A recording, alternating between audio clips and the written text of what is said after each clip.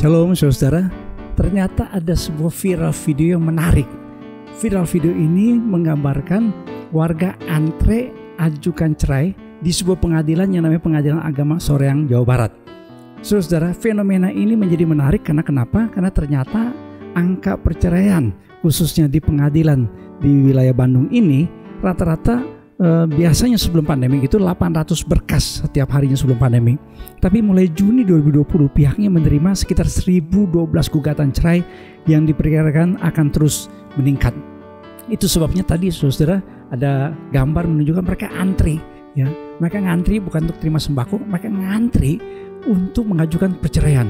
Ternyata saudara ketika disurvei lagi akibat pandemi COVID-19, angka perceraian meningkat tajam. Katanya April dan Mei 2020 terlihat pendaftaran cerai masih di bawah sekitar angka 20.000 tercatat di Pengadilan Agama seluruh Indonesia.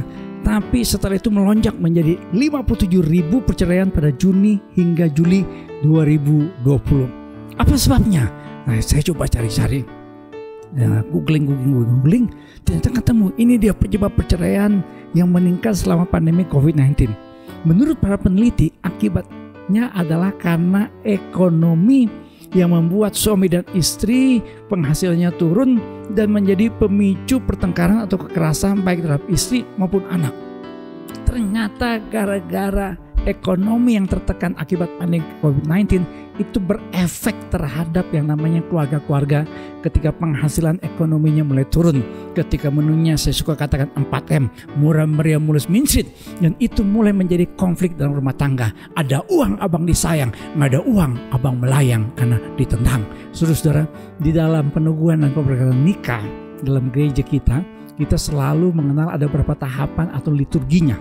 Yang pertama, seorang hamba Tuhan akan bacakan tita nikah berdasarkan firman Tuhan. Itu dasar pernikahan Kristen. Yang kedua, ada yang namanya janji atau komitmen nikah. Kita sekarang nggak pakai istilah janji, tapi pakai istilah komitmen. Saya pernah menjelaskan berkali-kali perbedaan antara janji dengan komitmen. Karena janji seringkali cuma kata-kata saja, tapi komitmen bukan sekedar kata-kata, tapi ada namanya tindakan. Ya, to do something in the future, a pledge to do something in the future, itu komitmen. Setelah itu ada peneguhan pernikahan dan ada pemberkatan pernikahan. Nah, kalau kita membaca yang namanya janji nikah, biasanya ada ungkapan yang berkata begini. Ya, setelah dia berkata di Bapa, Anak, Roh Kudus, mengambil ini dan ya dan seterusnya, terus ada ungkapan, saya berjanji, berkomitmen akan setia dan bertanggung jawab sepenuhnya, baik pada waktu senang ataupun susah, pada waktu kaya atau miskin, pada waktu sehat ataupun sakit. Wedding vows dalam bahasa Inggris pun juga ada ungkapan to have and to hold from this day forward, for better, for worse, for richer, for poorer, in sickness or in health, to love and to cherish till death do us part. Jadi artinya apa, saudara? Pernikahan, rumah tangga, walaupun menghadapi tantangan persoalan, tidak boleh ada yang namanya perceraian. Tidak boleh karena masalah ekonomi, karena masalah pandemi, penghasilan suami jadi turun, penghasilan istri jadi turun, mulai terjadi namanya konflik.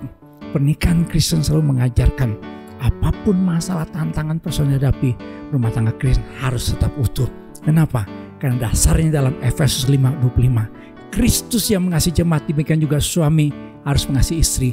Kristus ya digambarkan hubungannya dengan jemaat, demikian juga suami dengan istri. Demikian juga ketika istri tunduk kepada suami, sama seperti Kristus yang adalah kepala jemaat, di mana jemaat harus tunduk kepada Kristus. Itu gambarannya. Jadi pernikahan Kristen itu pernikahan di mana kasih Kristus yang mengikat pernikahan Kristen.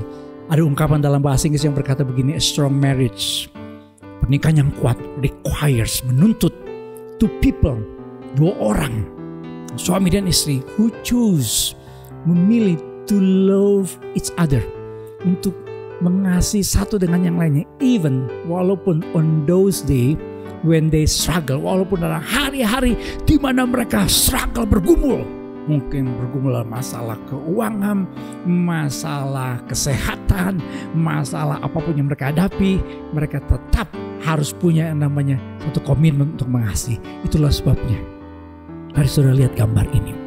Pernikahan Kristen harus dipayungi. Memang istri harus tunduk kepada suami. Memang orang tua harus taat, anak-anak harus taat kepada orang tua. Tetapi lihat, di atasnya payung yang paling besar adalah Kristus. Dan kasih Kristus, kehadiran Kristus, kekuatan dari Kristus akan membuat pernikahan kita, rumah tangga kita kokoh untuk selama-lamanya. Yang percaya katakan amin. Puji Tuhan. Saudara-saudara, kita tetap beribadah dalam 2 format ibadah yang kita bisa akses mulai jam 6 pagi dan ibadah live streaming jam 10. Dan saudara-saudara yang belum pernah mengikuti ibadah, ya mungkin ada yang berkata, memang ada jemaat yang selalu cuma ikut ibadah jam 6 ya atau yang pagi. Ada jemaat yang cuma ikut live streaming. Saudara-saudara, dalam suasana seperti ini sudah harus terima firman Tuhan, double portion, karena saya khotbah dalam 2 khotbah yang berbeda. Saudara-saudara, ada ibadah untuk anak-anak yang bisa diakses mulai jam 9. Ibadah EHK, Ebenezer Kids. Orang tua, opa, oma, om, tante harus selalu bawa anak-anak kita beribadah, menyembah Tuhan. Ada ibadah MP. Ya, ibadah MP Youth itu ibadah jam 3 sore dilayani oleh Brother Randy. Ada perjamuan kudus juga. Orang-orang muda tetap harus ibadah, tetap harus menyembah Tuhan, harus tetap punya persekutuan. Dan ibu-ibu, tanggal 10 bulan 10 tahun 2020. Wih, bagus banget nih. Tanggal 10 bulan 10 tahun 2020 jam 10 lagi ya. Wih, 10 ya enggak. Ini saya maksudnya apa deh? Nyambung apa enggak ya? Ya, 10 jam 10 ya enggak. Ibu Evangelis Feba Avan akan menyampaikan firman Tuhan. Di suasana yang seperti begini banyak ibu-ibu stres loh. Makanya ibu-ibu, para wanita ikut ibadah ini supaya kita tetap dalam kekuatan dan anugerah Tuhan berlaku dalam kehidupan kita. Puji Tuhan, haleluya. Saudara selalu mengikuti protokol kesehatan pemerintah 4M sekarang ya. Yang pertama, saudara harus selalu pakai masker. Yang kedua, harus selalu menjaga jarak. Yang ketiga, selalu mencuci tangan. Dan yang keempat, meningkatkan imun dan iman. Tuhan memberkati. Amin.